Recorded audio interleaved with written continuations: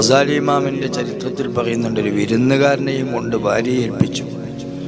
ഉപനസ്കരിക്കാനോ മറ്റോ എന്തോ ആവശ്യത്തിന് പോയി. നിസ്കാരത്തിൻ്റെ സമയമായപ്പോൾ വിരുന്നുകാരനോട് ഭാര്യ പറഞ്ഞു, സമയമായി, നിസ്കരിക്കണ്ടേ? നിസ്കാരമൊന്നുമില്ല. ഏതായാലും ഭക്ഷണം പാചകം ചെയ്തു. നിസ്കരിക്കാത്ത വിരുന്നുകാരനെ എങ്ങനെ സൽക്കരിക്കും? അങ്ങനെ ഏതു പാത്രത്തിൽ ഭക്ഷണം കൊടുക്കണമെന്ന് കൺഫ്യൂഷനായി. അവസാനം തൊട്ടടുത്ത പട്ടിക്ക് ഭക്ഷണം കൊടുക്കുന്ന പാത്രം കൊണ്ടുവന്ന് അതിൽ ഭക്ഷണം കൊടുത്തു.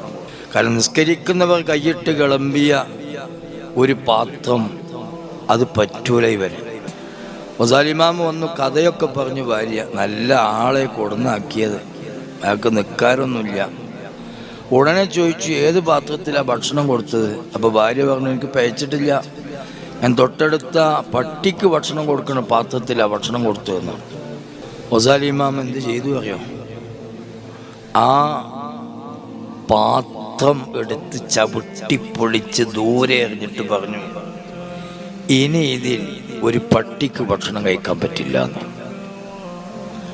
പട്ടി കഴിച്ച പാത്രം നിസ്കാരം ഉപേക്ഷിക്കുന്നവന് ചേരും, നിസ്കാരം ഉപേക്ഷിക്കുന്നവൻ കഴിച്ച പാത്രം പട്ടിക്ക് ചേരൂല. അത്രയും നീചനും നികൃഷ്ടനും ഈ ദീനിൽ നയാ കാശിന് വിലയില്ലാത്തവനും